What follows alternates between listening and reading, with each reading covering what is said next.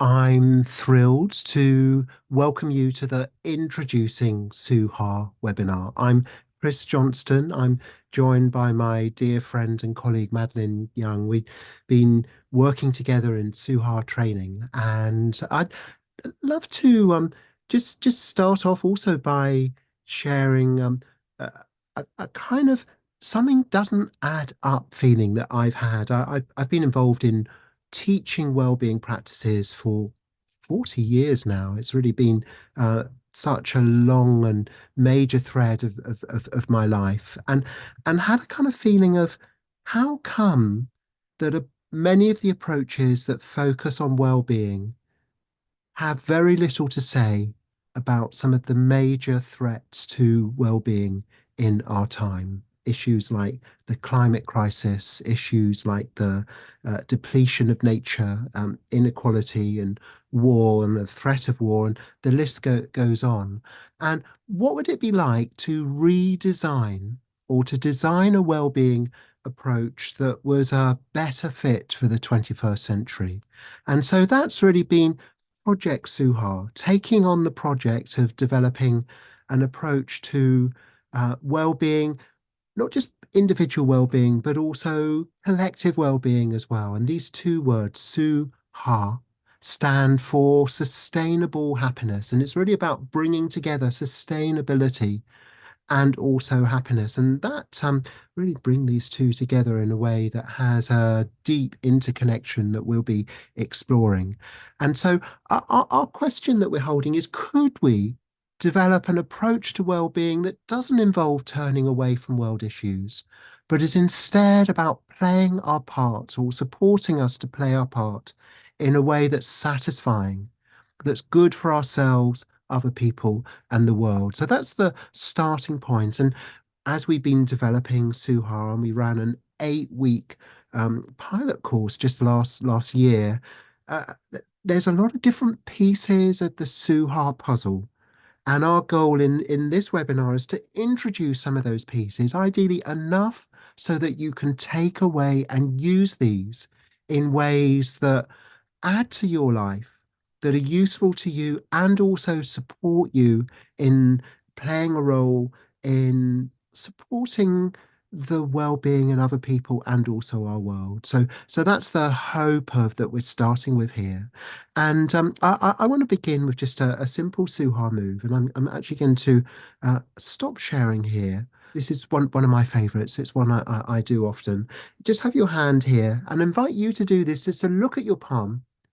And as you look at your palm represents the present moment of here and now.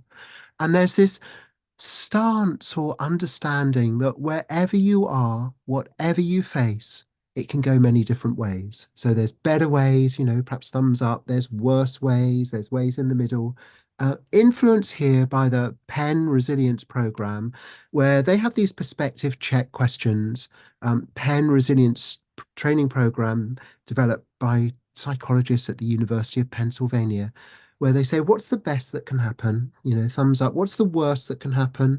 And what's most likely to happen? Just as a way of whatever you're facing, just a perspective check, recognizing that there's different ways it can go. And what we're really looking at with Suha is how to make best or better options more likely and worse less likely or less harmful.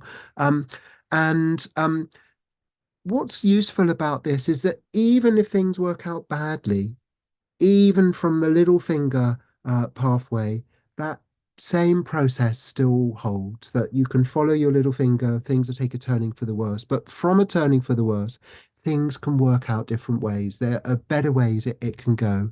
And so this is a Suha move where you just, whatever you're facing, you say, well, this can go different ways. And following that, there's another move called the what if maneuver. And what if maneuver is it's a move to encourage you to consider different scenarios, but also to follow a particular scenario. So they're like, what if I went this way? Or what if we went this way? And you consider that, but then also recognize there's another move here called choice point. So if that's a C, and that's me pointing to it, choice point. And I might do this to myself. I might say, Chris, choice point. Okay, I've got a choice point of I don't know which how things will develop. There's these different ways life can go, my life can go, this day can go, our society can go. I don't choose which way things go, but I do choose which way I support. And so I want to support a what if that I want to introduce you to here now. So what if there was a future where when you went down to the local community centre and you saw different boards for different well-being practices and think of it as board of well-being, but that on the notice board of well-being, there's one that might catch your eye called Suha. And it, like yoga or Tai Chi, it's a practice that you can engage in on a daily basis that supports well-being. But what's different about this approach is it's not just personal well-being, it's also about putting out ripples of well-being in support of the flourishing of life in ourselves, other people, and our world. And at a time when the world is becoming increasingly scary and depressing, or certain aspects of our world are becoming scary and depressing, um, Suha is like a form of healing martial art that helps steady ourselves, not stopping us being knocked flat by some of the disturbing information that we might come across, so that we can uh, kind of have self-defense for mental health, but also self-help that's about a bigger self than just ourselves? What would it be like if you had self-help that also helped the larger self of our communities, our society, our world? And in doing that, Suha draws on well-being practices, proven methods for supporting well-being, also resilience tools that help us deal with the knocks and setbacks in life, but also importantly here, change making skills. Change making skills so that when we face our concerns about what's happening in the world, we feel that we've got a role to play. So there might be classes for yoga, classes for Tai Chi, but also classes um, for Suha. And not just classes, but communities or groups of people who come together to do these practices together. Now, that's my hope. It's a hope that I'm bringing into this. And I love the idea of active hope. Active hope where we start from where we are, facing what we face, and then are active in helping make our hopes more likely. And at this point, I'm going to turn to my friend Madeleine because uh, Madeleine, I'm wondering what you have to say here about what you found helpful in being active in support of this hope, which you share too, of Suha catching on in a way that helps support well-being in our own lives, our ability to support well-being in others, and our ability to play our part supporting well-being in the world. Madeleine, over to you. Mm. I think how I'd like to answer that, Chris, is I'd love to introduce us all to just one of the many Suha moves, and to explain a little bit about how I use it in my life, and then maybe we can all use it together right now. Um, and before I do that, just so you may have noticed that when Chris has been talking about Suha moves, he's been doing with things with his hands, he's been doing this and he's been doing this. And so each Suha move has three parts to it. And it has the name of the move that we could consider like self-talk. That actually by naming the move, we're talking to ourselves, we're giving a verbal signal to ourselves that something in our daily life is about to change. And then to go alongside that, we have what we've been calling the embodied prompt gesture, which quite nicely abbreviates to EPG. So we have the embodied prompt gesture, which will be a movement that we make with our bodies. And it's interesting because when we were, Chris was telling me about his initial ideas for Suha, and we were talking about it and developing it. Uh, these embodied prompt gestures were an aspect that we weren't sure how they'd land and whether they would actually be a part of Suha. But then when we ran the first pilot course, they've really landed. And, people were surprised by what a difference they made. And so for me, my personal experience of it is that it's all very well me having intentions or talking to myself, but it's when I actually feel something very simple, like in an embodied way in my body, that it can act as the trigger point for me to actually make a change. And so the third part of each move is the action, and that can be inner or outer. So we can imagine it a bit like a triangle. So for each Suha move, we've got these three elements. The self-talk, which is the name of the move. The embodied prompt gesture, which is a movement we make with a part of our body. And then the action, which can be inner or outer.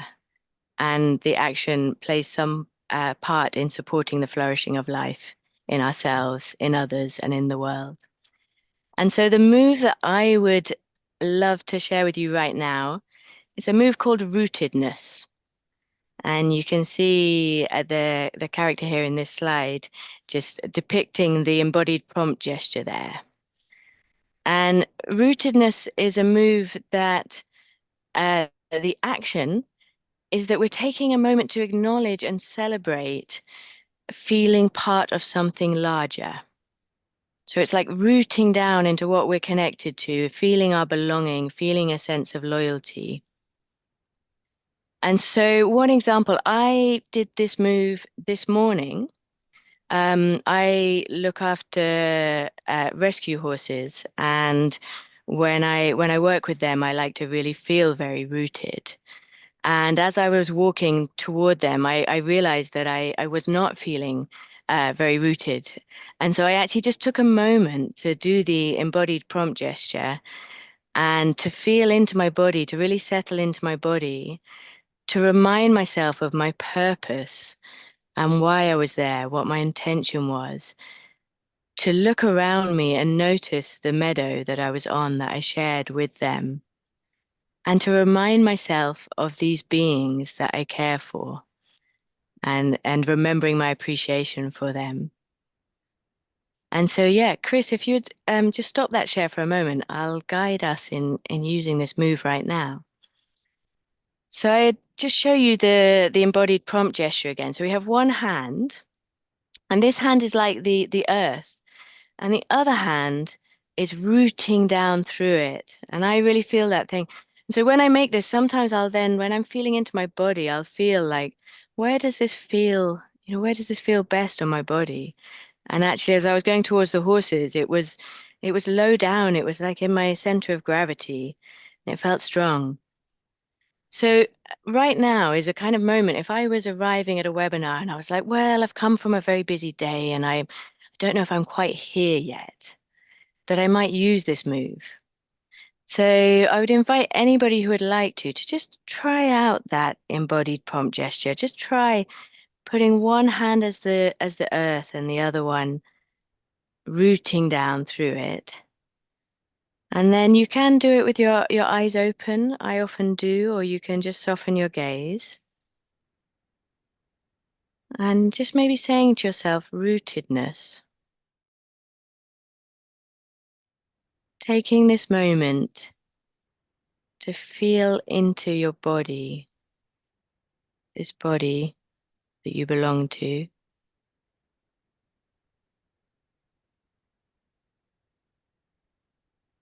And then just maybe sensing your purpose in being here, rooting down into that as well.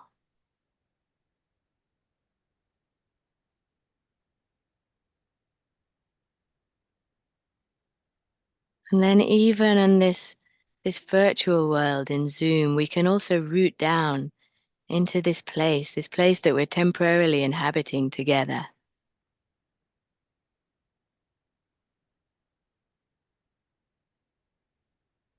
And we can feel a sense of belonging with these people who've joined us in this call. These other people who are wondering what this is all about.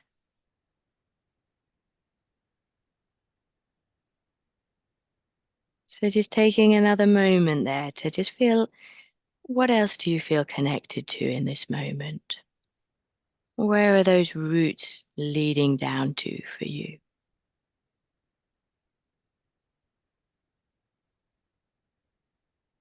And then you can keep that sense of rootedness, however it's felt, as you come back to join us all on the screen. And I'd like, so sometimes I do this move and it might only take 30 seconds, maybe less. Yeah, I might, and these moves sometimes, if I'm in a group or something, I can actually do them just quite surreptitiously, but they still connect me in with that. Like, I belong and I feel nourished, and it will actually really empower my actions after that. So, yeah, how does that partially answer your question, Chris? Thank you, Madeline. And I found myself just reflecting on the purpose that brings me here today. And that I love the idea of being rooted in a purpose and a larger story. I love this story of the great turning, and that's something I feel rooted in and also feel Suha rooted in as well. Our goal is that from this webinar, there may be a few Suha moves that you take away. So we've done things like this, and we've done the choice point, or I could go this way or that way. But also one thing you can do, and these are great things to do if you're ever stuck waiting for somebody, like I'm waiting for somebody and oh, they're a bit late. Oh, maybe I can squeeze a few Suha moves into this moment. Okay, this moment here that I'm waiting could go so many different ways. There's better versions of it, and there's less satisfying versions of it. What would be a better version of just this moment that I'm in now? Oh, I can use this time to reflect on my rootedness in a way that I bring that into whatever I face next.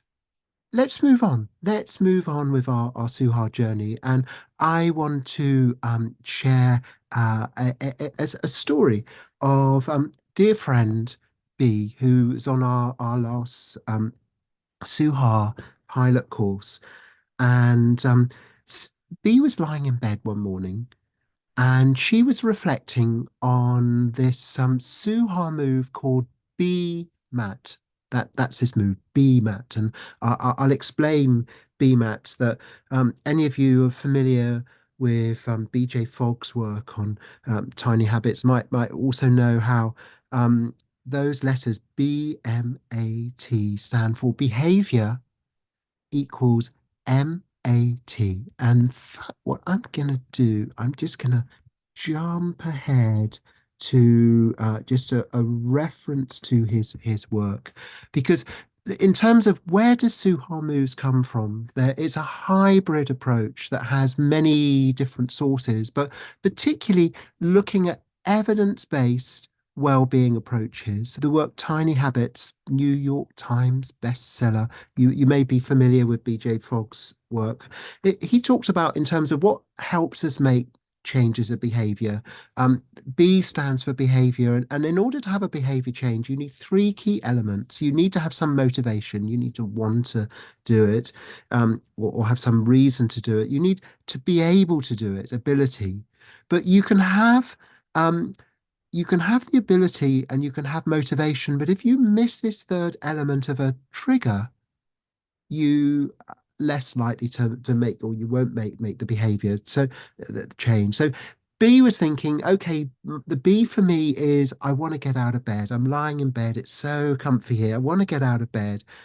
I'm motivated. I have things to do in my day.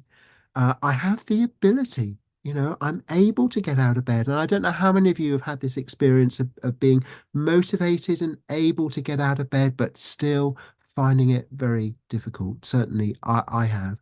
And then B thought of this move, and she went, "Be Matt," like that. And she chuckled to herself. She laughed and smiled to herself as she got out of bed. And what we're looking at here, the three elements there that Madeline mentioned. So the word or phrase, and thinking this is something you say to yourself. There's a lot of research that shows the power of self-talk. It's used a lot in sports psychology, that people might talk themselves into have a particular stroke, but we can talk ourselves into the kind of steps and actions and choices that we have our heart in. And so, okay, I want to get out of bed. So B mat. And so when you're saying that B mat, you might focus on what is the behavior? What's my motivation here? And do I feel able? If I don't feel able, there may be other moves that I use. But if I do feel able, what's a step that's near and clear that I'm able to take right now? And then the embodied prompt gesture, there's two elements of this. So one is the bee. You just do this where you kind of see it to yourself. You kind of see that so it looks like a bee. It's a signal to yourself. And when you've got that all in mind, what is the behavior? What's the motivation? Um, what's the step I'm going to take? Then you clap. And you clap is prompting yourself into making a change. Now, I'm gonna just move back here because I want to just bring in here that sometimes when you're in bed, it can feel like it's a picture of happiness. And I'm not here to stand in the way of us like really luxuriating in some of those special moments. But there's a saying here that I find helpful that the poison is not the substance, but the dose. And it's the same with behaviors too, that you can have something that's really good for a while, but you can overstay in bed in a way that, although it's nice at the time, it's followed by regret. And that's an example of what um, author and really leading teacher of the acceptance and commitment therapy approach, Russ Harris, he wrote a wonderful book called The Happiness Trap. And he talks about a happiness trap as something that is attractive in the short term, but causes problems in the long term. Something driven by the sense that it's going to make you happier, but actually over time it makes you more miserable. And so there's a way in which, when overdone, staying in bed might feel comfortable in the short term, but worse overall. And I'm wondering whether you probably recognize examples of this from your own life, where you have something that seems attractive in the short term, but it's followed by regret. And just my background here, I worked some in the National Health Service in a specialist mental health team for 17 years, working with people with severe alcohol dependence. And alcohol dependence is a very good example of this, where a happiness trap can lead. That in the short term you might feel better, but in the long term you can feel worse. And it's so interesting here. One client once said to me, he said, "Chris, when I'm drinking, I sometimes feel better, but I know I'm getting worse." And that's really this dynamic. Sometimes I feel better, but I know that I'm getting worse. And there's also, in relation to this sustainable happiness, the relationship between sustainable happiness. I come across so many self-help guides who teach that the way, particularly at a time when aspects of our world are becoming depressing and scary, is to say the way to protect your well-being is to turn your gaze away. You know, when things are too depressing, just don't look. And what's the effect of doing that in an age of the climate crisis? It just reinforces this frustrating lack of progress that we see in addressing so many of the major issues of our time.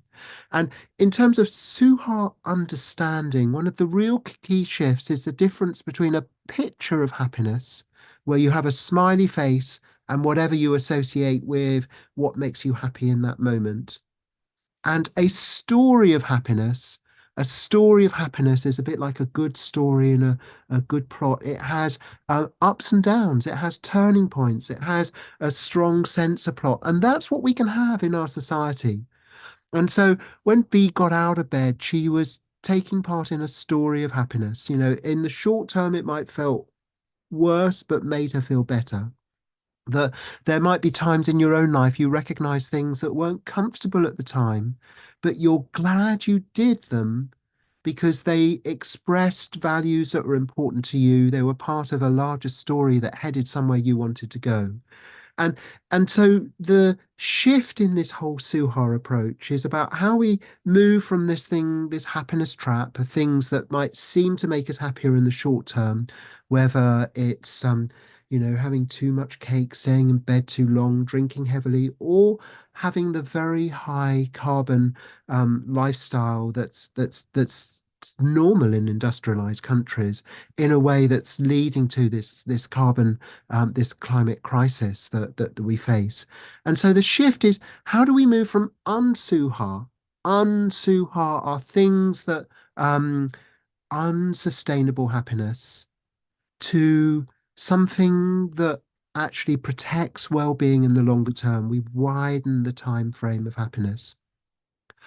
I just want to introduce just a few more steps of Suha understanding, and just really love this idea of Suha being a hybrid approach that combines evidence-based well-being practices that help us feel and function well, and also that help us bring our best to facing the concerns that trouble us, with change-making skills that grow our capacity to support well-being in ourselves, other people, and the world. So, and in that, I think of it as restoring, changing the story that we use to understand happiness and well-being, change of the story, the way we approach happiness and well-being. And one of the big shifts in the story is from moving from just focused on me, self-help, self-care, which I've been teaching for decades and find incredibly helpful myself and in people I pass it on to.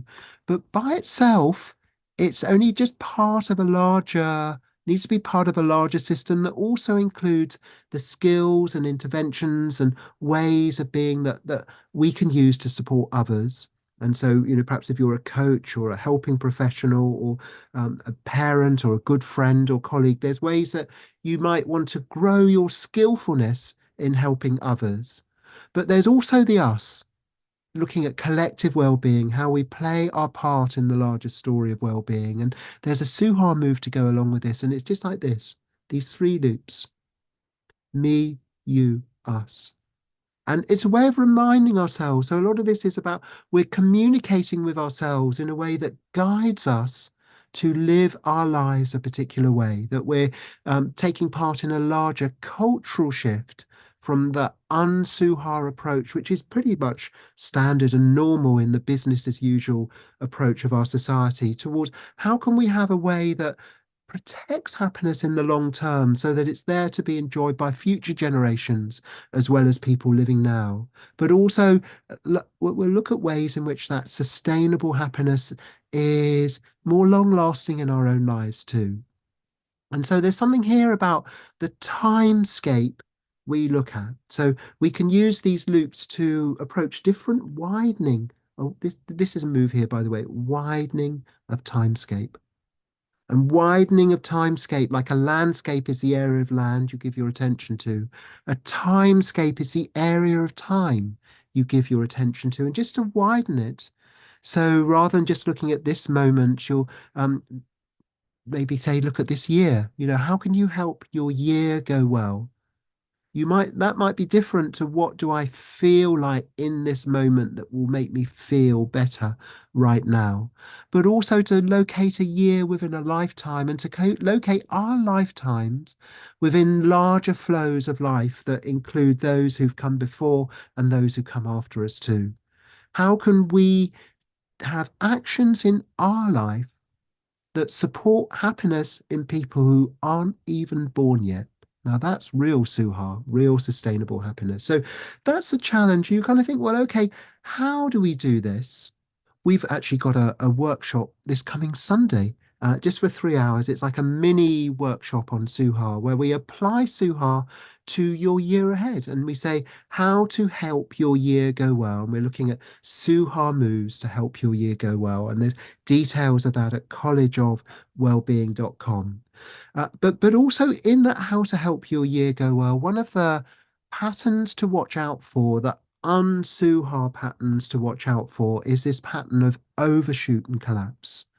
And overshoot and collapse is where you stretch too far in a way that undermines or harms the carrying capacity that holds you up. And you can see that happening on an individual basis, say in burnout, somebody working so hard that they're actually harming whatever holds them up, particularly their bodies, and psychological mind and body well-being. But also we're doing the same thing to our world in our kind of digging for treasure in our world, whether that's taking up forests or open cast mines. There's ways that we're undermining the carrying capacity of our world. And so that's what we want to move away from. And uh, in the story of Suha, we kind of I like this idea of restorying. And how can we, in our restorying, combine the bigger picture of things like climate change with also the personal experience of unhappiness and fear and anxiety as we face a world that's becoming more scary and aspects of our world becoming more scary and depressing. And we talk about the three ghastlies, this nightmare monster, nightmare scenario unfolding on planet Earth. The first ghastly is the great unraveling of a warming world, increasing disasters. The second ghastly is the great injustice, and particularly where you've got uh, a belief that happiness comes from material goods. It leads to a kind of materialism of some people grabbing more in a way that leaves others with less. And we have this huge, deep inequality in our world where hundreds of millions of people don't even get the calories each day to support their basic survival needs. And linked to this also is the great unhappiness that we live at a time where depression and anxiety have become so very common, and levels of antidepressants shown here in this graph are rising and rising. And there's further we could go in unpacking this Suha understanding. But what I'm really wanting to look at is what helps us respond. And there's a treatment for recurrent nightmares that I learned from a sleep specialist I used to work with years ago. And she'd say that if people had recurrent nightmares, nightmare keeps returning, maybe night after night. The thing to do is in the waking state, go back into the nightmare and to see if you can change the ending. And that's the goal of Suha, is that rather than turning away from the disturbance of our world, that we can face it.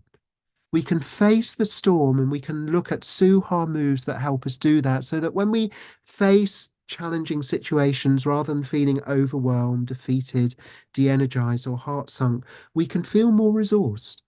We can feel more resourced to play our role. That we've got Suha, each Suha move is like a card to play. And some of the moves we've been looking at, belonging and um, pathways of possibility and the what if maneuver and choice points, you might think, well, these are so small, what are they going to do? And there's a Suha understanding, and there's actually a move that we use with this as well. That it's the move. Well, I'll say a bit about the move in first, but uh, I find very helpful to look at this image here of a bunch of squares arranged in a circle. And if I ask the question, which square makes the circle happen? It seems like a silly question because none of them are able to do that. But which square helps the circle happen? All of them can do that. All of them can play a role. And this is a collaborative view of power where we recognize that any action is never just by itself. It's always with other actions. We think of power with. So when I do my rootedness, that's part of a larger story. And just as the circle happens through the squares, larger things happen through smaller things, larger shifts, larger stories, larger historical processes even happen through many smaller contributions, smaller elements, smaller parts. And the role of Suha is about how do we embolden, empower, inspire, encourage ourselves to take the steps that will can be part of a larger story of change.